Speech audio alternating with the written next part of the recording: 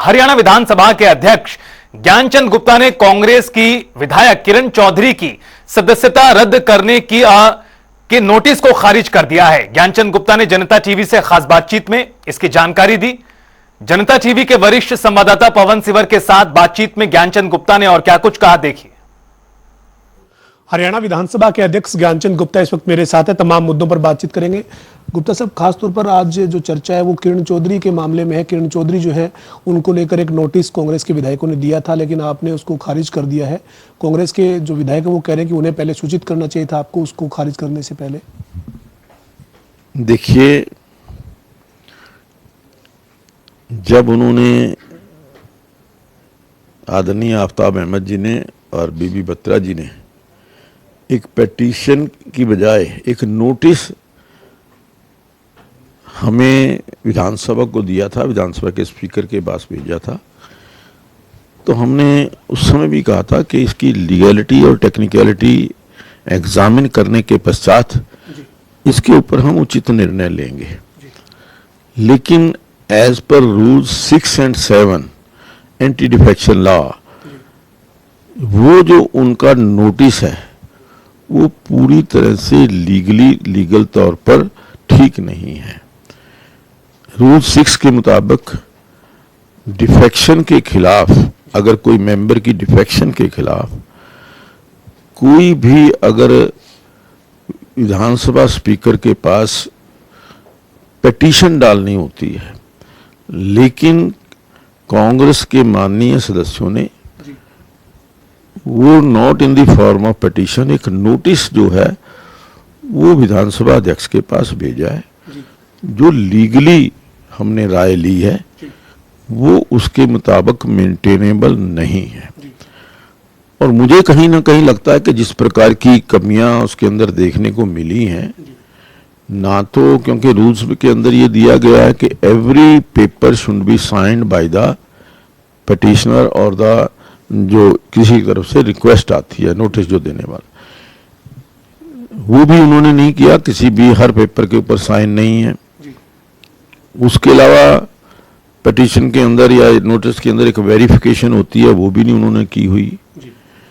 तो पूरी तरह से लीगली और टेक्निकली ये जो नोटिस था रूल के मुताबिक ना होने के कारण हमने उसको खारिज किया है। लेकिन सर अभी जो है वो उन्होंने एक याचिका के रूप में आपके पास दोबारा जो है वो अपील की होगी, वो आपके पास आ गई है क्या, और कब तक उसके ऊपर सुनवाई आप करेंगे?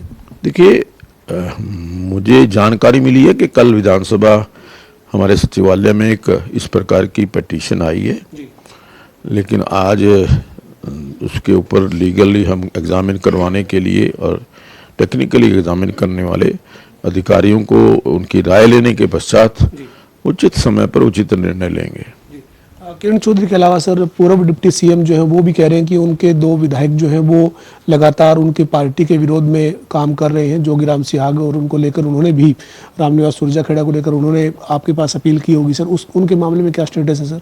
देखिए, जो तथ्य उन्होंने उस पिटीशन के साथ लगाए हैं उन तथ्यों की हम वेरिफिकेशन कर रहे हैं, जानकारी ले रहे हैं और एग्जामिन कर रहे हैं, और वो सब उसकी लीगैलिटी चेक कर रहे हैं। ये सब करने के पश्चात हम ठीक समय पर कोई भी निर्णय लेंगे।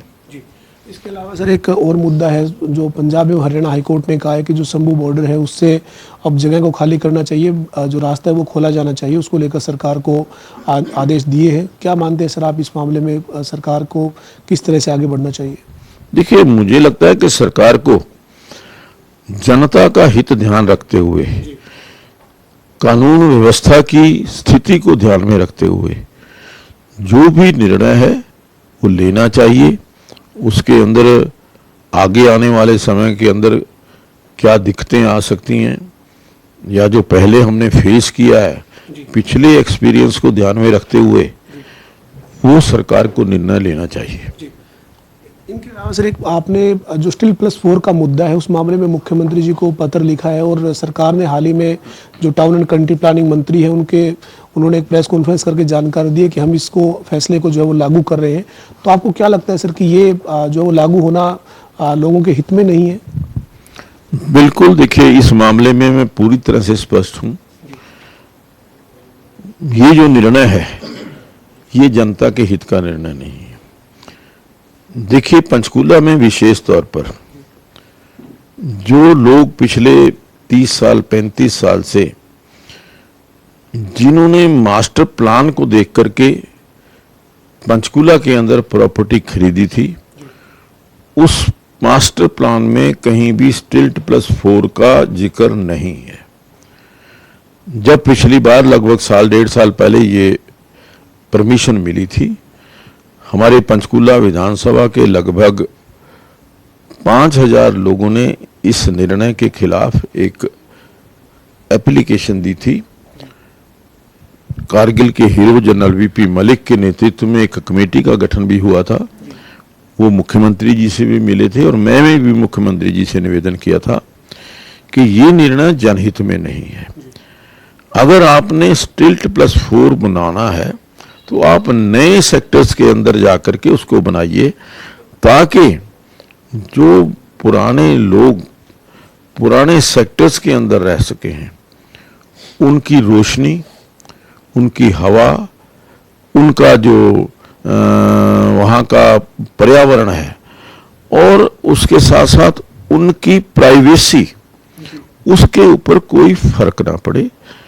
मेरा ये मानना है कि निश्चित तौर पर स्टिल्ट +4 से लोगों की प्राइवेसी खत्म होगी, लोगों का जो रोशनी है वो खत्म होगी, लोगों को जो फ्री एयर चाहिए वो खत्म होगी, और इसके साथ साथ जो इंफ्रास्ट्रक्चर है, जो एक परिवार के लिए इंफ्रास्ट्रक्चर डला है, ये स्टिल्ट +4 बनने से वहां 4 परिवार बनेंगे।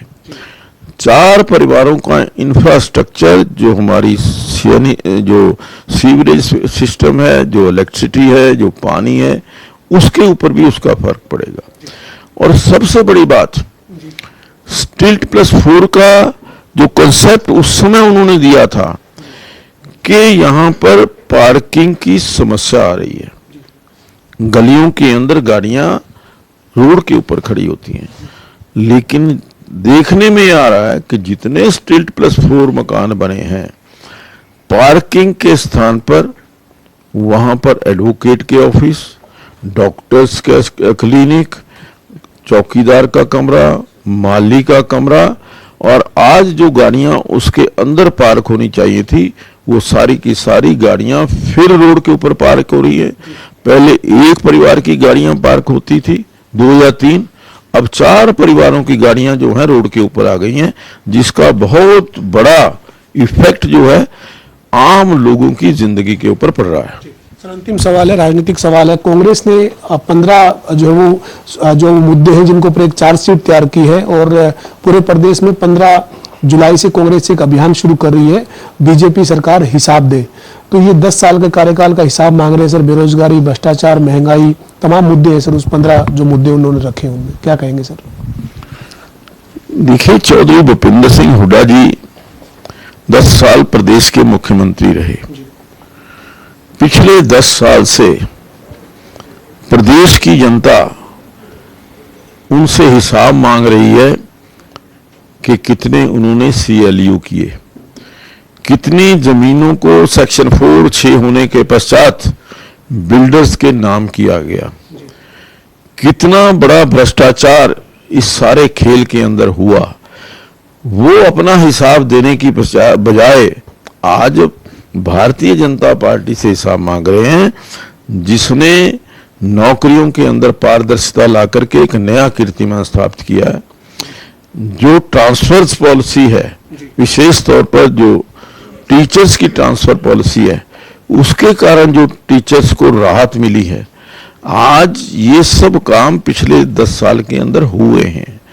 तो लेकिन अपना हिसाब पहले हुड्डा जी दें, फिर किसी से दूसरे का हिसाब मांगे। बहुत शुक्रिया सर। हमारे साथ पंचकुला के विधायक और हरियाणा विधानसभा के अध्यक्ष ज्ञानचंद गुप्ता थे, जिन्होंने किरण चौधरी के मामले में कहा कि किरण चौधरी को लेकर एक याचिका नए सिरे से जो है वो कांग्रेस ने विधानसभा सचिवालय में भेजी है। उसमें तमाम जो पहलू हैं तकनीकी तौर पर या कानूनी तौर पर उनको देखने के बाद इसमें आगामी कार्रवाई जो है वो की जाएगी। लेकिन इससे पहले जो उन्होंने नोटिस दिया था उस नोटिस को खारिज किया गया है, चूंकि कांग्रेस को इस मामले में एक याचिका के तौर पर जो वो विधानसभा सचिवालय को देनी थी और वो याचिका नहीं दी गई, जबकि नोटिस दिया गया।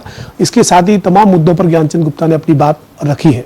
वीडियो जर्नलिस्ट विजेंद्र सिंह के साथ पवन सिंह, जनता टीवी, चंडीगढ़।